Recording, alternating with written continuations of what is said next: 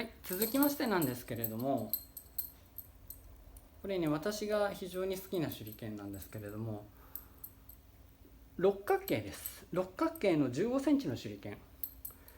最初に打った15センチの四角形の手裏剣と、ほぼ変わらないです。ちょっと先使っちゃったので、手入れをしているうちにちょっと短くなっちゃってますけれども、だいたい15センチの手裏剣です。で、六角形ですけれども、6ミリです。15センチ6ミリの六角形。これ私すごく好きな手裏剣で、練習には必ず使っている手裏剣。だから一番慣れてる手裏剣の一つですね。先は少し円錐形になってます。鉛筆削りというか、鉛筆状の形になっています。こちら行ってみます。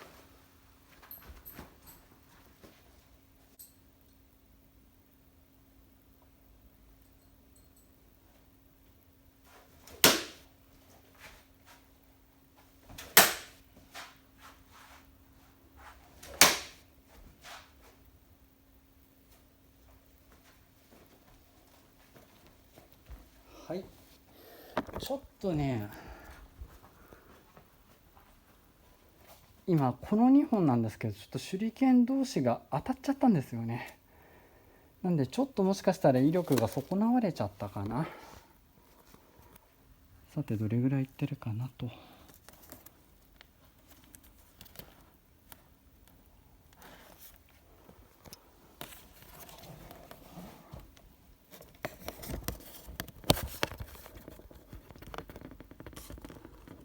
ここですね。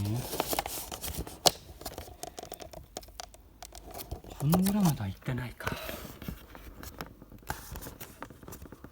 ここです。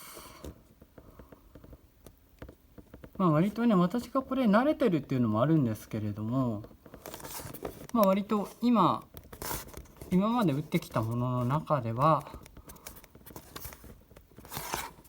軽量剣にしてはかなりしっかりと刺さった部類ですね。はい、というわけで六角形の手裏剣、先が円錐加工してあります。こちらが、11枚、記録は11枚です。はい、では次はですね、前回新聞紙で一番威力を出してくれた19センチの手裏剣。これね、やっぱり切っ先がちょっと独特の形状してるんですよね。やっぱりね、この先が細くなっているっていうのは、一つこの出力、刺さる力に関してはすごく大きなファクターじゃないかなと思ってます。適度な重さがあり、先が細くなってる。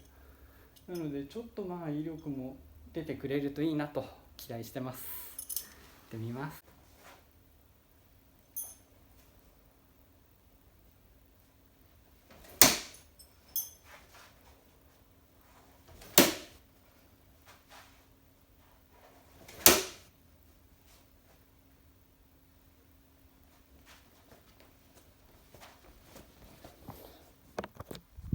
さてどうでしょうか。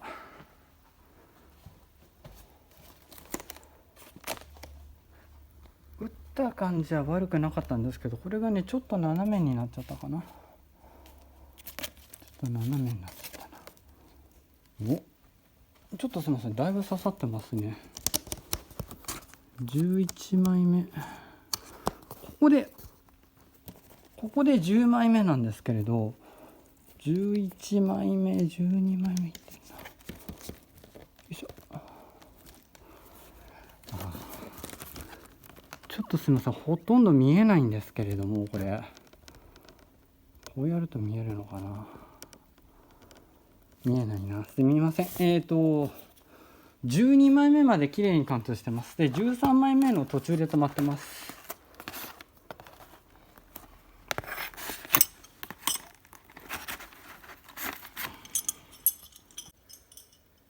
というわけでですね、19センチの手裏剣、前回新聞に一番よく刺さってくれたやつなんですけれども、12枚、記録は12枚ですね。段ボール12枚。やっぱりね、かなり重さとこの形状とのバランスでしょうかね、非常によく刺さります。ある程度重くて切っ先が滑らかに作られてる、これがもしかしたら刺さる条件の一つなのかなと思います。さて、ではですね、ちょっと番外編いきましょ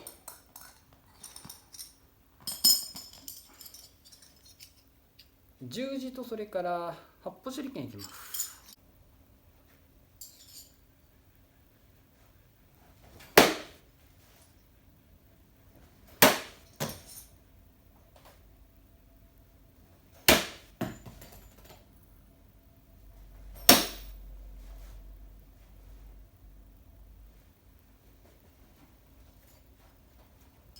比較のためにすみません、今落下で衝撃で落ちちゃいましたので、もう一回いきます。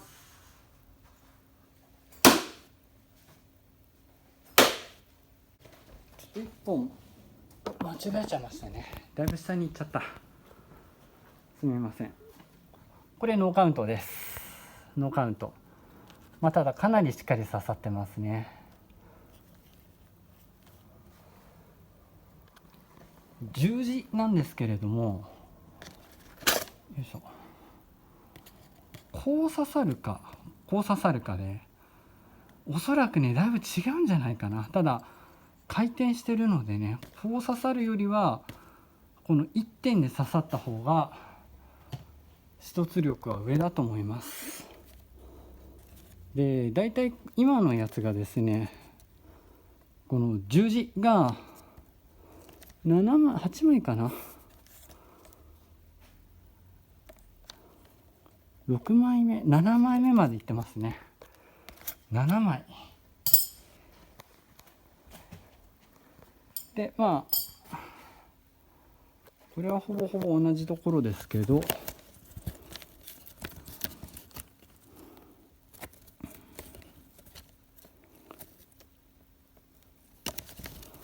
やっぱり7枚目ですね。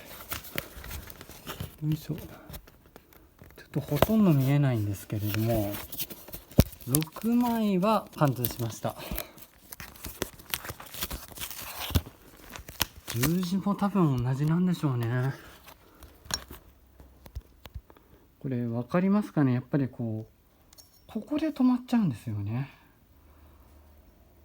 刺さりやすい、やっぱりこういう十字とか発泡っていうのは刺さりやすいんですけれども、その一方で次の角が邪魔をしてしまうので、単純な出突力、これなんか今3歩で刺さってましたね。こことこことここの3つで刺さる。なので次の角が邪魔をしてしまうので、単純にこう一枚一枚ずつ貫通していく力っていうのは少ないんじゃないかなと。はい、ということで十字と発泡、記録6枚ずつということで、やっぱりこう刺さりやすいです。刺さりやすいんですけれども、やっぱりこう次の角が邪魔をしてしまうんですね。回転もしているのでしょうがないんですけれども、なのでこう1点を刺す力っていうよりは、やっぱりそれを増やして少しこう線で刺さるようにできてるんじゃないかなと思います。なので記録は6枚。はい、ではですね、次は釘いきましょう。釘、日本で売ってる釘よりもはるかにでかいやつ、27、8センチと30センチ。これなんですけど、ちょっと頭がついてるので、ちょっとね手裏剣の打ち方とはちょっと違う打ち方、使います。本当はねここカットした方が使いやすいんですけれども、ついてます。で手裏剣の打ち方をするとここが引っかかっちゃうので、引っかかっちゃうんですね。なのでちょっと違う持ち方して、投げていきたいと思います。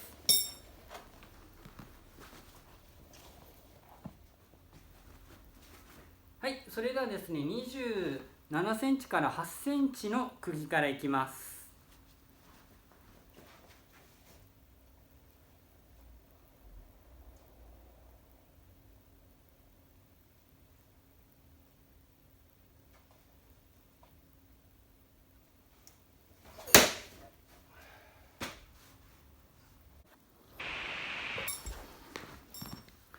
はい、では最後にですね、30センチの釘、これ投げてみたいと思います。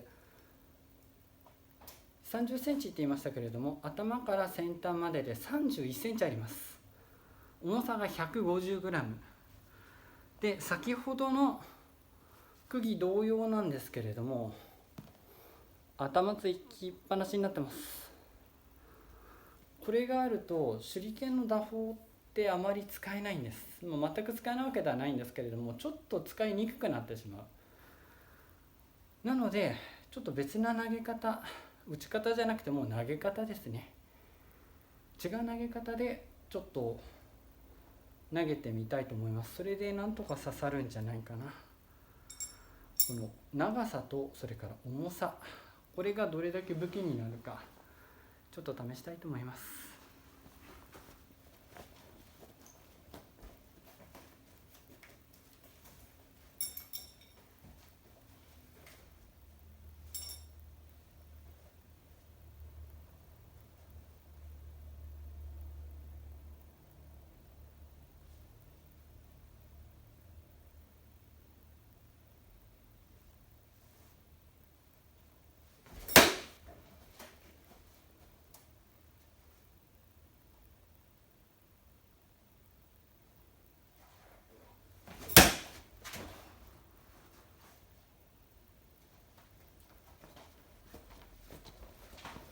すいません、ちょっと1本投げ損なっちゃいましたね。ちょっとだけ手に引っかかっちゃった。これはねもう完全に後ろまで行っちゃってます。さて最後なんでちょっと外しちゃいましょうか。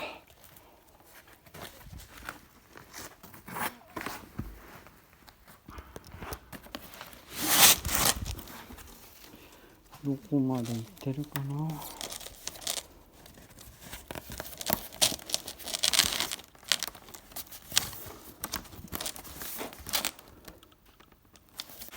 ちょっとね分かりにくくて申し訳ないです。ちょっとしっかり留めたのがあだになっちゃいましたけれども、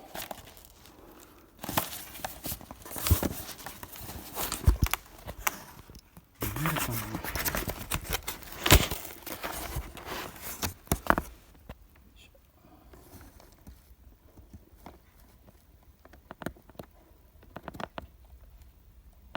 ちょっと見えなかったですね、すみません。13枚目までいってます。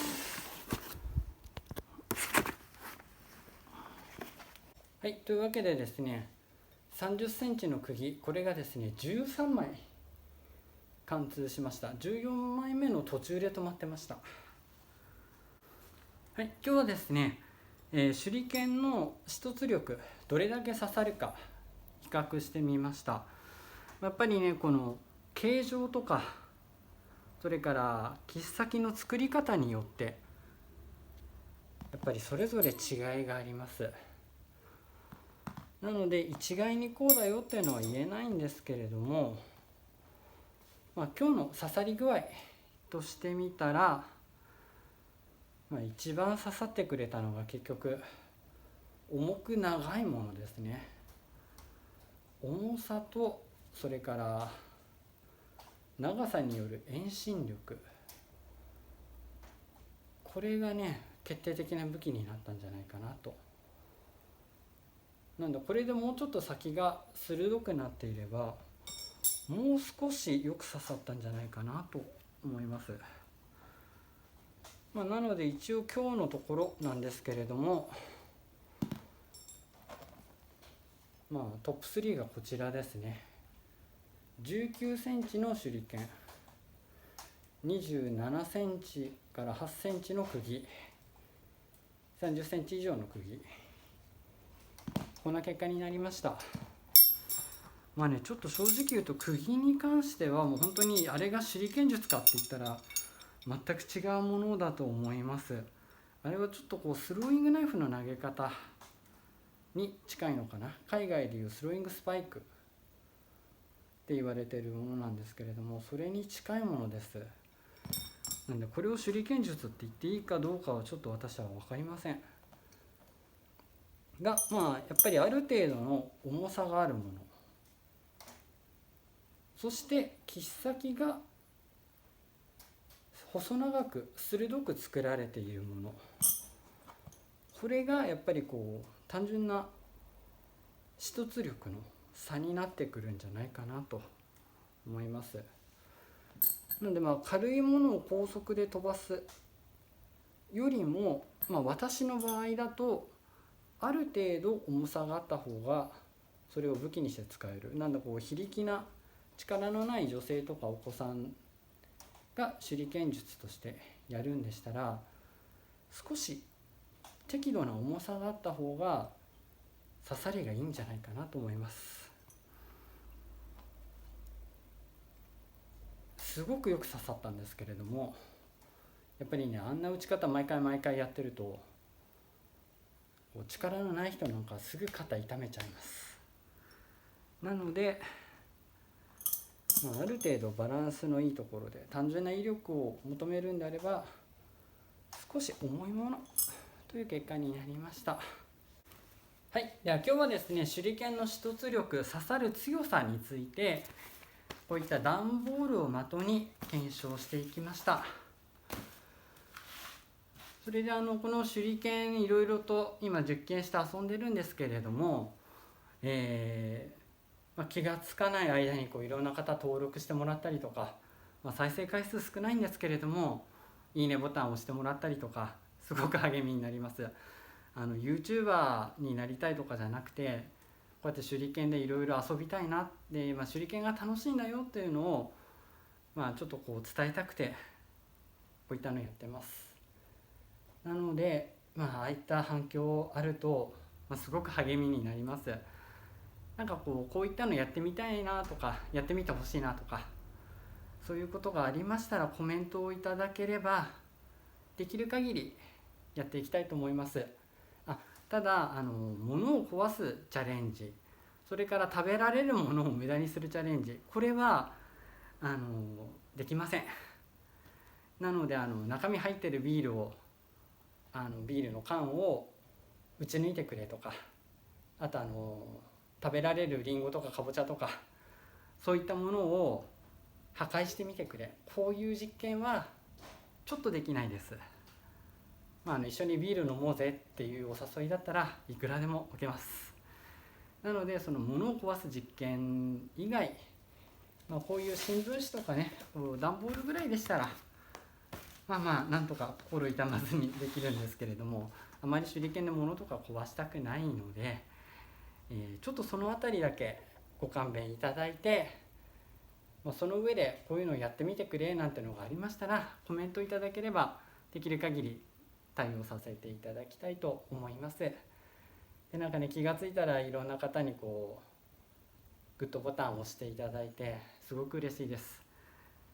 ちょっとしたモチベーションにもなりますので、もし面白かったら高評価、グッドボタンの方お願いします。チャンネル登録とかもしていただけるとすごく嬉しいです。じゃあ今日は終わります。最後まで見ていただいてありがとうございます。失礼します。